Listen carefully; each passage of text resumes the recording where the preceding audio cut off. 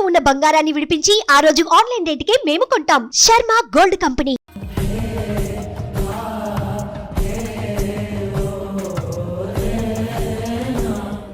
నమస్కారం. ప్రస్తుతం మనతో పాటు శ్రీ తాతయ్యగుట్ట గంగమ్మ ఆలయం ప్రధాన అర్చకులు శ్రీ రామకృష్ణ శర్మ గారు ఉన్నారు. వారితో మాట్లాడదాం. శర్మ గారు నమస్కారం అండి. నమస్కారం.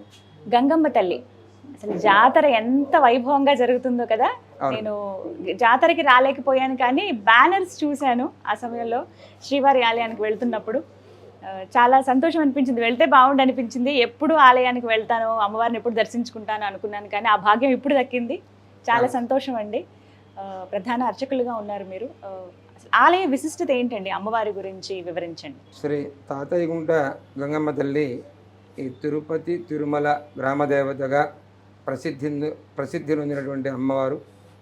ఏడుకొండలు శ్రీ వెంకటేశ్వర స్వామి వారికి స్వయముగా చెల్లెలుగా ప్రాచుర్యము నొందినటువంటి అష్టాదశ శక్తిపీఠములలో ఒకనొక శాక్తేయ పీఠము అనదగినటువంటి ఈ శ్రీ గంగమ్మ తల్లి ఈ తిరుమల తిరుపతి మాత్రమే కాక చిత్తూరు జిల్లా పరిసర ప్రాంతములను కూడా గ్రామదేవతగా కాచి రక్షిస్తూ ఉన్నది. ఈ అమ్మవారు ఇప్పటికి 900 సంవత్సరముల పూర్వము నుంచి ఉన్నట్లుగా మనకి చరిత్ర ఆధారములు చెప్పబడుతున్నాయి. శ్రీ వెంకటేశ్వర స్వామి వారు తాత అని ఒక వైష్ణవ ఉపాసకుడిని పిలుస్తూ ఉండేవారు. ఆ తాతాచార్యుల చేత ప్రతిష్ఠించబడిన తల్లి కాబట్టి ఈ అమ్మను తాతయ్య గుంట గంగమ్మ అన్నారు. గుంట అంటే చెరువునర్థము. తాతాచార్యుల వారికి ఈ చెరువు ఈనాముగా ఇవ్వబడి ఉంది. అందువలన తాతయ్య గుంట తీరమున ఒడ్డున ప్రతిష్ఠింపబడిన దేవత గ్రామదేవత కాబట్టి ఈ గంగమ్మకు తాతయ్య గుంట గంగమ్మ దేవత అని పేరు వచ్చింది. ప్రప్రథమముగా నాడు కృష్ణదేవరాయలు, అన్నమాచార్యులు వారు మొదలైనటువంటి ఎందరో ఉపాసకులు, చక్రవర్తులు కూడా ముందుగా ఈ గ్రామదేవత అయిన గంగమ్మ దేవతను దర్శించి అనుమతి ప్రార్థన చేసి తదుపరి తిరుమలకు కాలి మార్గమున నడిచి వెళ్తూ ఉండేవారు. ముందు ప్రథమ దర్శనం అమ్మవారు. అక్కడ స్వామివారు దర్శనం చేసుకుని తిరిగి వెడుతూ మళ్ళీ ఈ గంగమ్మకు వందన సమర్పణము చేసి పొంగలి, తళిగారాధన వంటివి సమర్పించి క్షేమంగా ప్రయాణం చేయడం అనేది ప్రాచీనంగా ఉన్న ఆచారము. తిరుమల యాత్ర సంపూర్ణం చేయాలి, తిరుమల యాత్రాఫలం పొందాలి అనుకునే వారంతా కూడా గ్రామదేవత అయినటువంటి శక్తిపీఠముగా ప్రసిద్ధి నొందిన శ్రీ గంగమ్మ తల్లి దర్శనం చేసుకుని ముందుగా ఆ తరువాత అన్నగారైనటువంటి వెంకటేశ్వర స్వామిని దర్శించినట్లయితే సంపూర్ణమైన అనుగ్రహము వెంటనే ఫలితం కూడా వారికి కలుగుతుంది అని ప్రజల యొక్క విశ్వాసం, ప్రాచీన నమ్మకం. 900 సంవత్సరాల నుంచి ఉన్నారు ఇక్కడ. కార్యక్రమాలు ఏమేమి జరుగుతాయండి ప్రత్యేకంగా ఆలయంలో?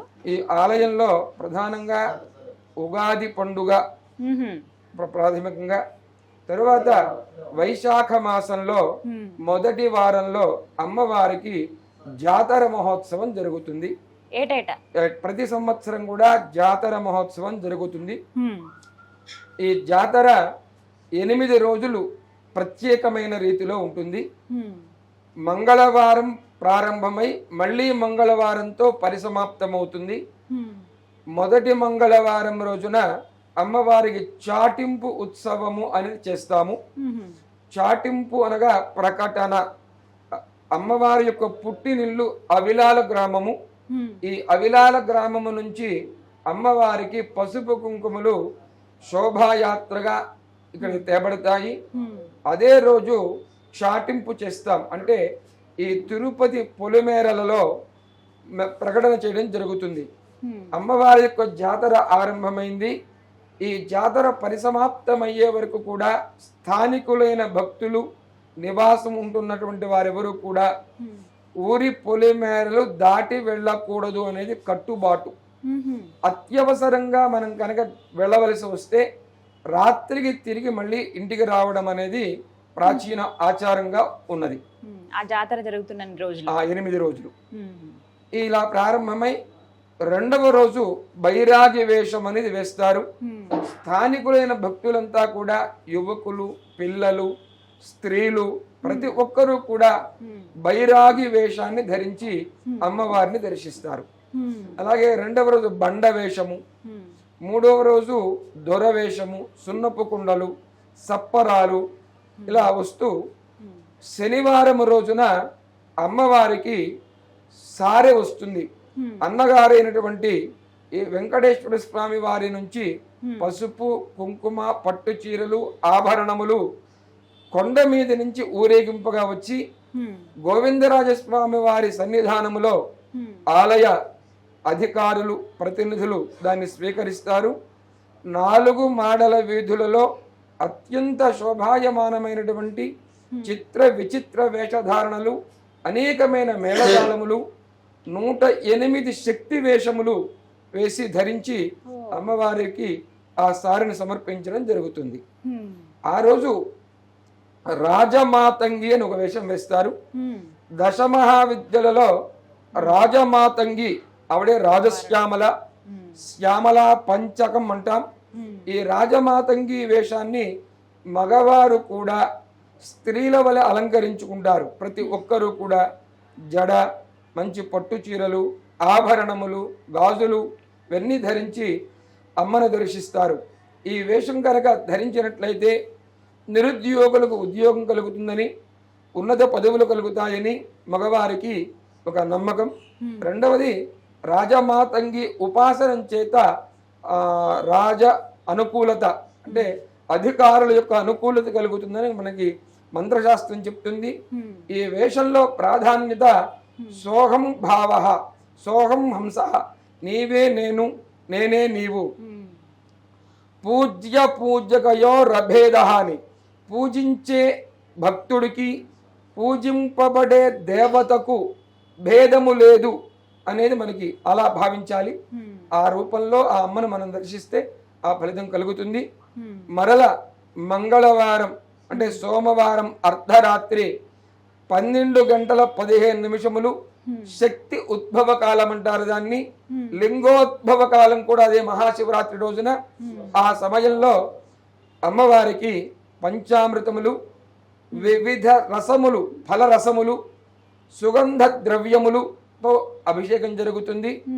ఆ తదుపరి వజ్ర కిరీట ధారణ, స్వర్ణ కవచ అలంకరణలు, అనేక రకములైన పుష్పములతో ఏర్పరచబడినటువంటి పూలంగి సేవ ప్రత్యేకముగా జరిగి బ్రాహ్మీ ముహూర్తములో తెల్లవారుజాము 4 గంటలకు అమ్మవారు భక్తులకి అనుగ్రహ దర్శనం ఏర్పడుతుంది. ఇది జాతరలో ప్రత్యేకత.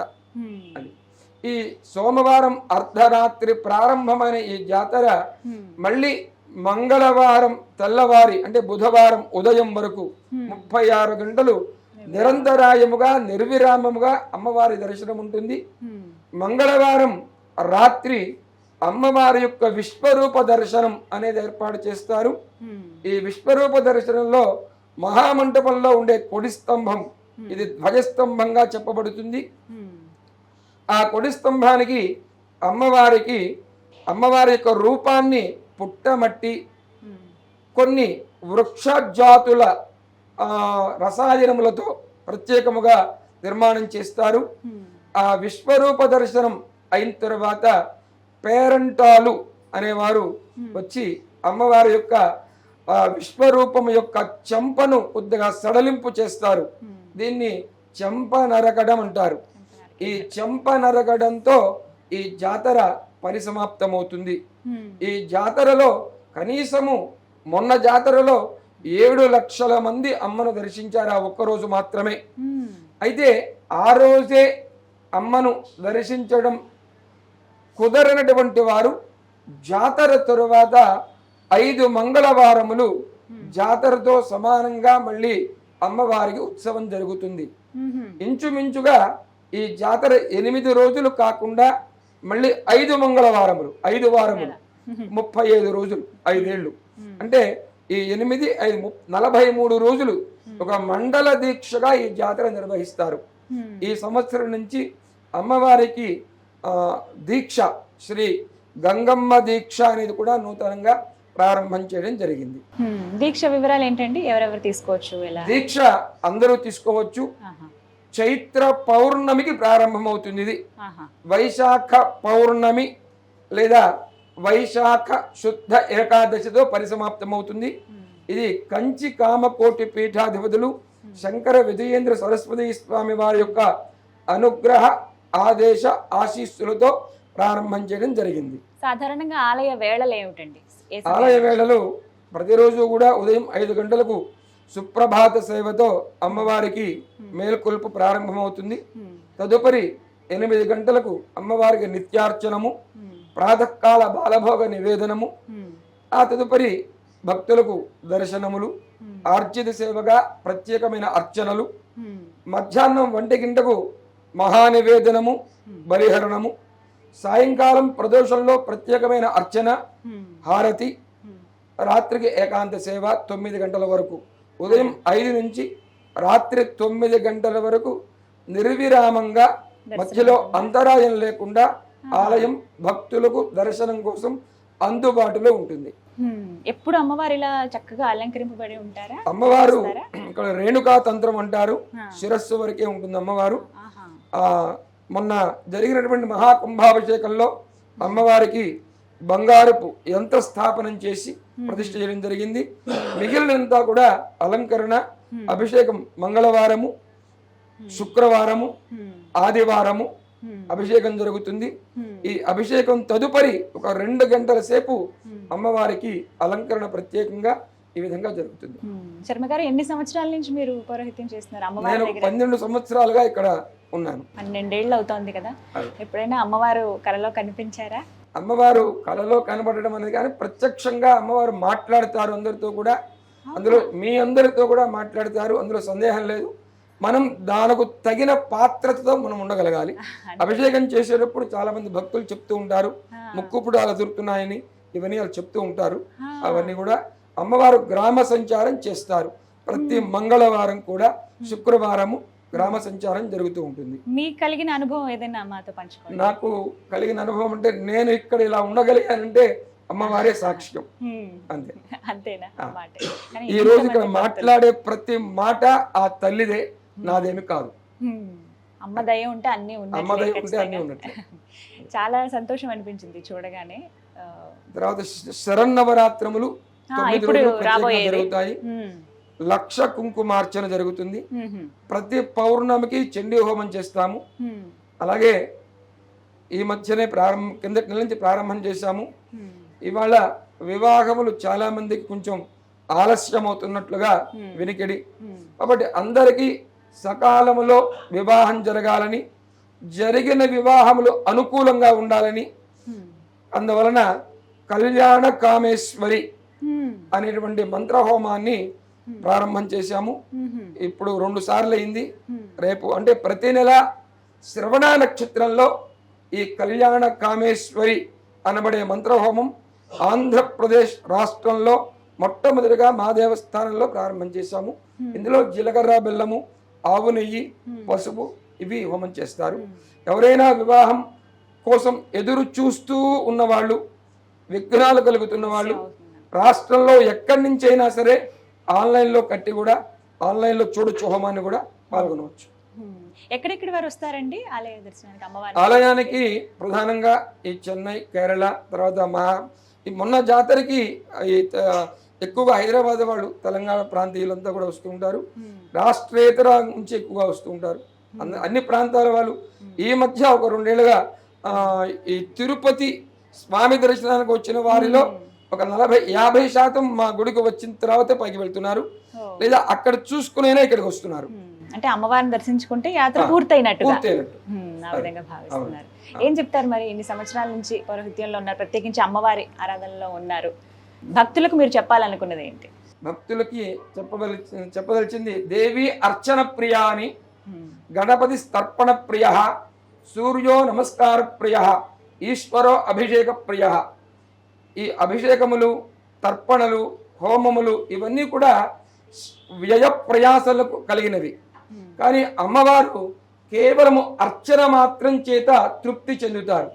అర్చన అంటే ఒక చిటికెడు కుంకుమ శ్రీమాత్రే నమః అని వేసినంత మాత్రం చేత ఆ తల్లికి సంతోషం కలుగుతుంది. కాబట్టి తిరుపతి వస్తున్న ప్రతి ఒక్కరూ కూడా మొట్టమొదటిగా శ్రీ గంగమ్మ దర్శనం చేయండి. అమ్మవారి దర్శనం చేసుకుని మీ గోత్రము, పేర్లు, మీ పిల్లల పేర్లు అన్నీ కూడా ఇక్కడ చెప్పి అర్చన చేయించుకుని తదుపరి క్షేమంగా వెంకటేశ్వర స్వామి యొక్క సంపూర్ణ దర్శనం చేసుకోండి. అది నేను చెప్పేది. చక్కగా వివరించారు శర్మ గారు, ధన్యవాదాలండి. నమస్కారం. విన్నారుగా, స్వామివారి సన్నిధికి స్వామివారిని చూడడానికి చాలా మంది వస్తుంటారు ఆ శ్రీవారిని దర్శించుకునేందుకు. అయితే గంగమ్మని దర్శించుకుంటేనే ఆ యాత్ర పూర్తయినట్టుగా భావించాలని కూడా అయ్యగారు చెప్తున్నారు. ప్రత్యేకించి శ్రీవారి చెల్లెలిగా పేరున్నటువంటి గంగమ్మ తల్లి ఆవిడ కృపతో తిరుపతి ప్రజలంతా కూడా చల్లగా ఉన్నారు. ప్రత్యేకించి ఘనంగా జరిగేటువంటి జాతర గురించి ఇంకా చెప్పాలా, ఎంత బాగా ఈసారి జరిగిందో అందరికీ తెలిసిందే. లక్షల్లో ప్రజలు వచ్చారు. అలాగే ఎవరైతే తిరుపతి ఇప్పుడు రాబోతున్నారో చాలామంది చూసుంటారు, దర్శించుకుని ఉంటారు. ఇంకా దర్శించుకొని వాళ్ళు ఎవరైనా ఉంటే ఖచ్చితంగా అమ్మవారిని ఒకసారి దర్శించుకోండి, అమ్మవారి కృపను పొందండి. అమ్మ దయ ఉంటే అన్నీ ఉన్నట్లే. నమస్కారం. నమస్కారం అండి.